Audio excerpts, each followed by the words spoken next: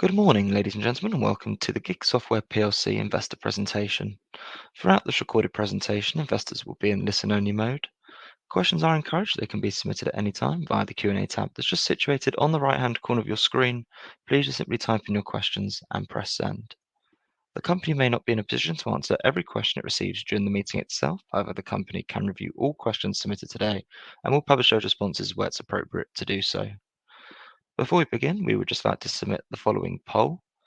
I would now like to hand you over to CEO Richard Carter. Richard, good morning, sir. Good morning and welcome to our quarter four results presentation. It's been an extremely active and eventful period for GIG following our listing last October, and we are very excited to update you today on the positive progress we are making across our business verticals. I will begin by running through our key highlights before handing over to Phil Richards, our CFO, who will take you through the financials.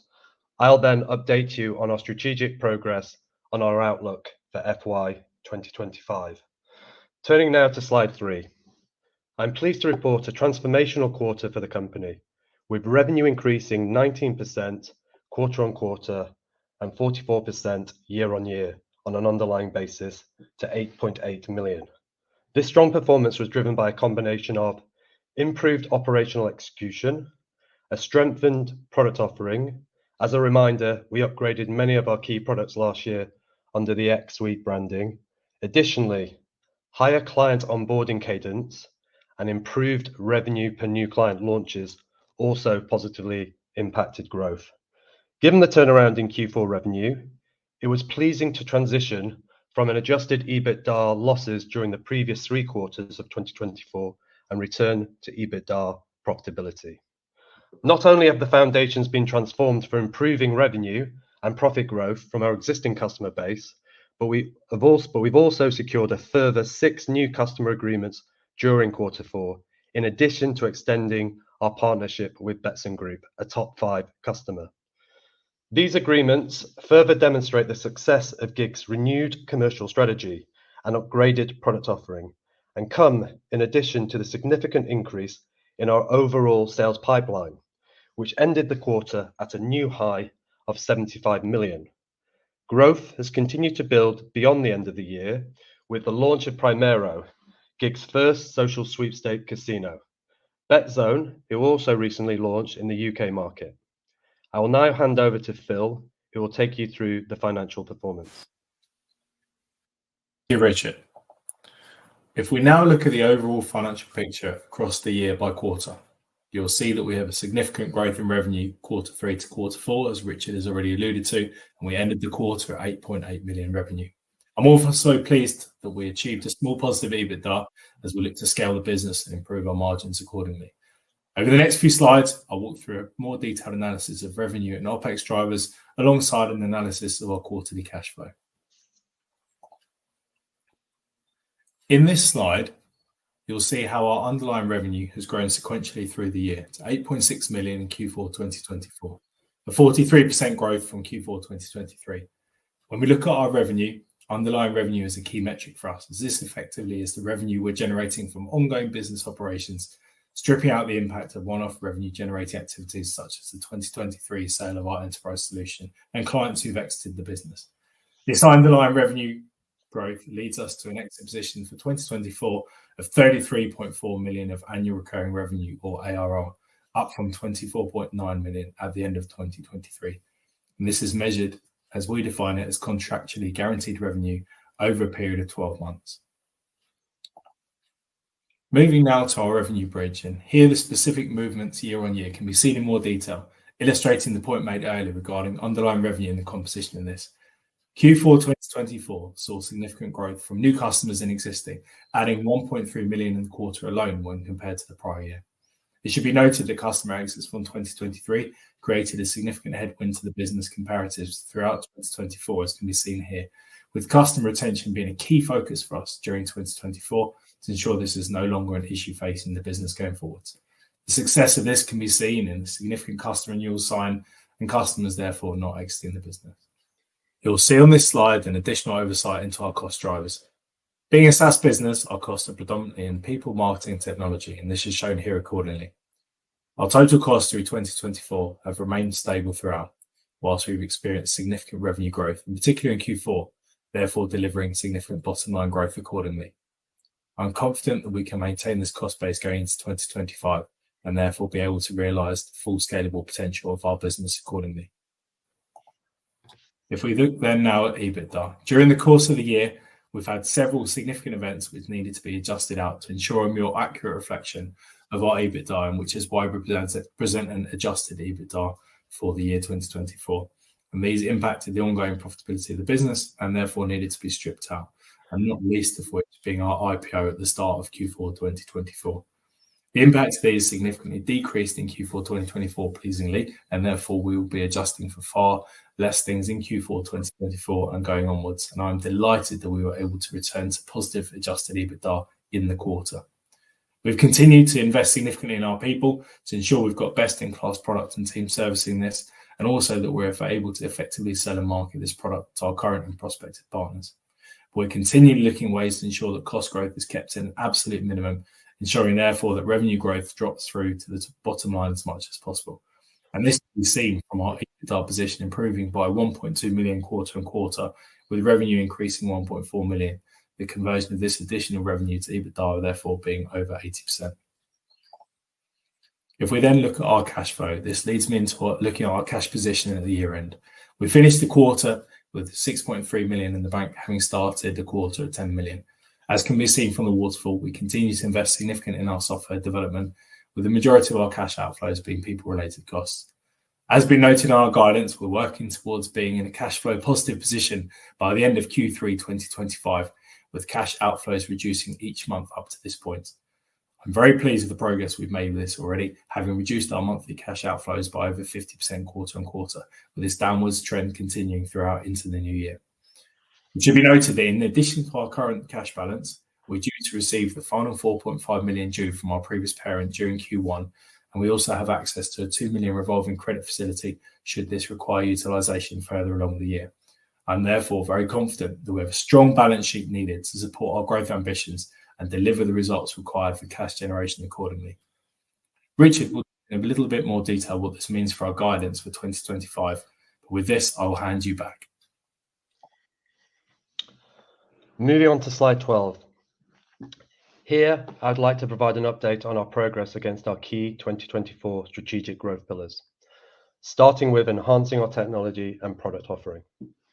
2024 has proven to be a pivotal year in which the tech and product teams delivered major advancements in our core technology platform, supporting CRM and customer retention tools.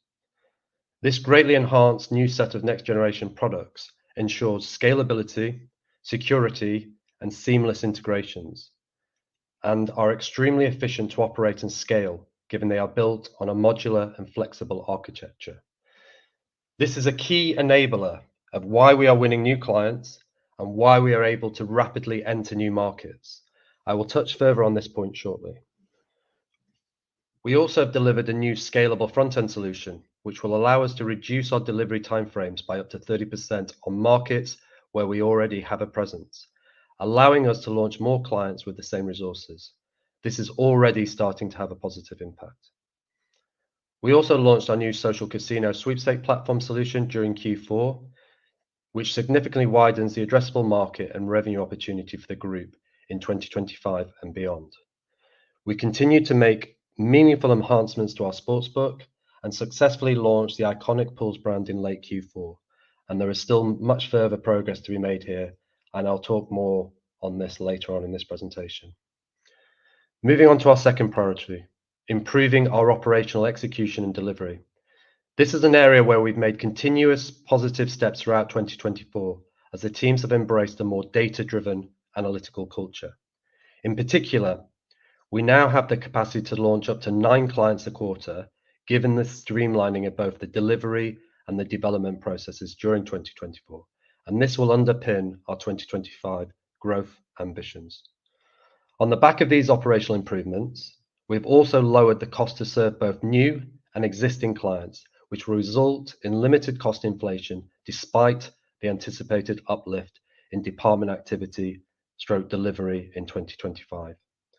Finally, Our migration layer, allowing for the rapid onboarding of operators from competitor platforms to gigs, was successfully deployed at scale with 3 partner migrations in 2024. And we look into 2025 and anticipate targeting larger, more complex new partners, which offers significantly higher medium-term revenue and profitability.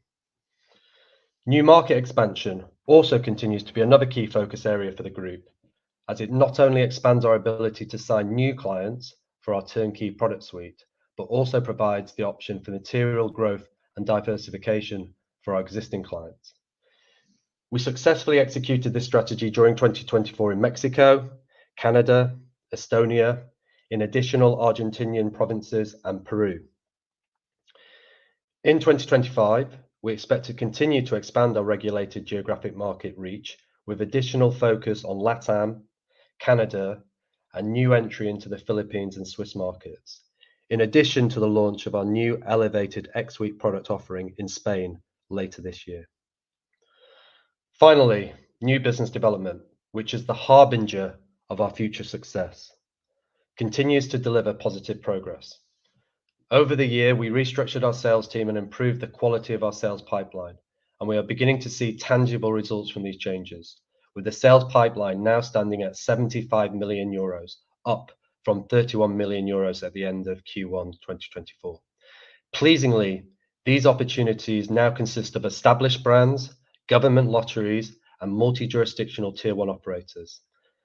And significantly, 16 million of this is now signed on long-term contracts as at the end of 2024, representing more than a 2.5-fold increase from Q1. Now, against this backdrop of strategic progress, we are reiterating our guidance for 2025 revenue of at least 44 million and EBITDA of at least 10 million. Moving on to slide 13. Here, I'd like to provide an update on our progress on new partner launches. As mentioned earlier, the business has had a very productive year in terms of product launches, helping a whole host of new and existing customers either unveil or elevate their online gaming offering.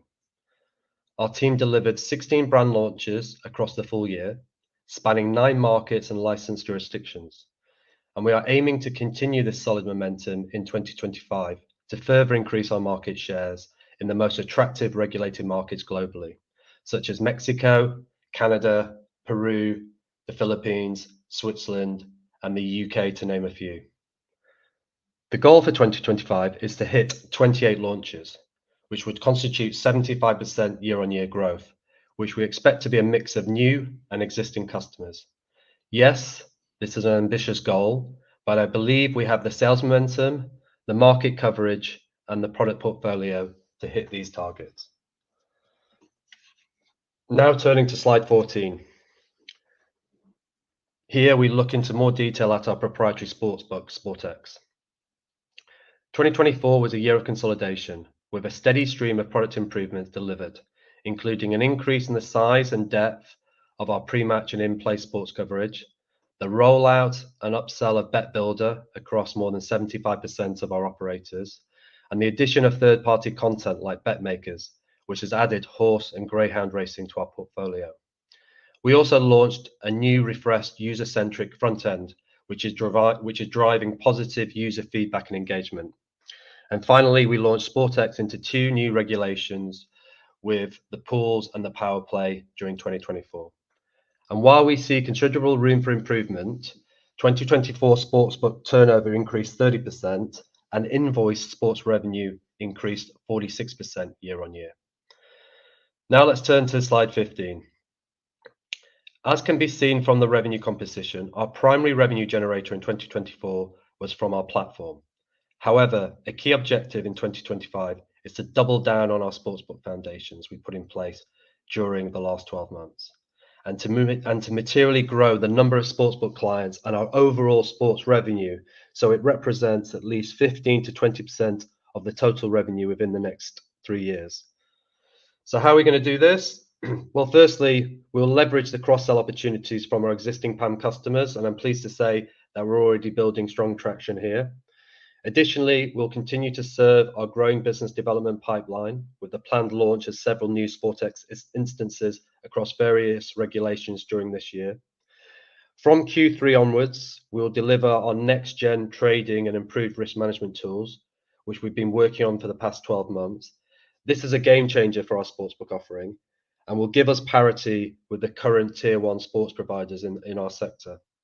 And we'll continue to invest in upgrading our front end and middleware layers, bringing regular updates to keep SportX at the top of the best industry standards in terms of player experience. Finally, slide 16. In summary, 2024 has been a positive and productive year for the business. We have renewed momentum, as evidenced by Q4's 19% quarter-on-quarter revenue growth and 40% underlying year-on-year revenue growth. We continue to execute our strategy to grow and improve all business areas, and we are encouraged by the broad-based growth we are seeing across our key markets and verticals. The business has continued to generate substantial recent contract momentum, driven by new signings and new customer launches, and we are continuing to build a substantial new business pipeline, which stands at 75 million of annual contract value. Taken together with the progress we are making with our existing partners, we are confident that we will meet our 2025 revenue guidance of at least 44 million and EBITDA of at least 10 million. Our people remain humble and hungry to deliver much more, and I have every confidence that together we will continue to seize the material opportunities that lie ahead. Thank you for listening, and Phil and I will be more than happy to take questions. Perfect. Richard, Phil, if I may just jump back in there, and thank you very much indeed for your presentation this morning. Ladies and gentlemen, please do continue to submit your questions just by using the Q&A tab that's situated on the right-hand corner of your screen. But just while the team take a few moments to review those questions that were submitted already, I'd just like to remind you that a recording of this presentation, along with a copy of the slides and the published Q&A, can all be accessed via your investor dashboard. Guys, as you can see there, we have received a number of questions, and thank you to all of those on the call for taking the time to submit their questions. But Jeremy, at this point, sir, if I may hand over to you just to chair the Q&A with the team, and if I pick up from you at the end, that'd be great. Thank you. Thank you, Jake. Starting from the top, it looks as though sportsbook growth is a key objective for the company. How should we expect this growth to come through during the next few years? Okay, good morning, everyone.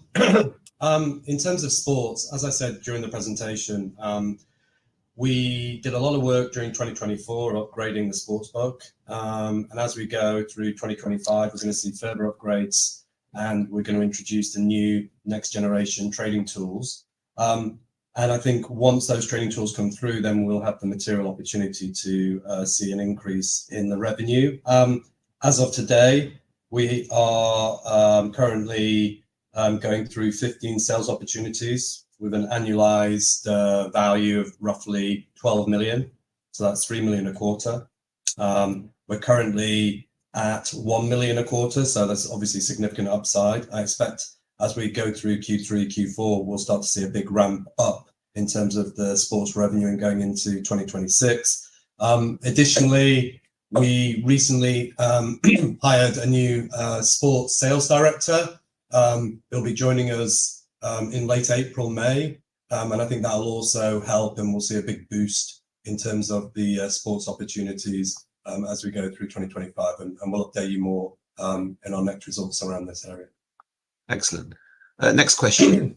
Do you have the balance sheet to scale the business in the medium term? I'll take that. That's all right, Richard. Thank you. Yeah, so listen, from our perspective, we're exactly where we expect it to be.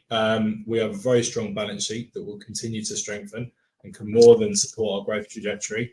For example, I'll highlight that not only are we due to receive an additional 4.5 million euros this quarter from our previous parent, which part of it has already been received, but as mentioned during the presentation, our cash burn has significantly decreased throughout the quarter and beyond going into 2025.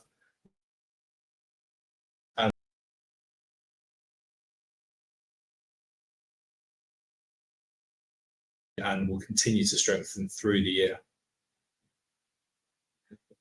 Bring the next question. You set yourself quite ambitious growth targets for 2025. What gives you the confidence you can achieve these goals? I think there's multiple drivers in terms of why we'll achieve these goals. I think firstly, you started to see in Q4, we're starting to see an improving growth rate from our existing clients. The launch of the clients in 2024 are now ramping up and they'll positively contribute throughout 2025. We've got a very ambitious new client launch rate this year, but we've got very good visibility on that. The year started very positively, so that'll be another key driver. And I think also when you look at our market-leading product offering and the increased engagement that we're getting with much larger clients, much more profitable and larger revenue-generating clients, I think that in particular really gives us the confidence that we'll be able to make our 2025 and beyond targets. Another question. Do you have plans to add to your product suite in the medium term? Yeah, I mean, as we've mentioned already, we obviously last year added a new sort of social casino product vertical. We're currently actually rolling out a new sort of add-on product, which is we're building mobile apps. And we'll talk a little bit more of that in detail. I think that gives us another significant revenue stream going forward.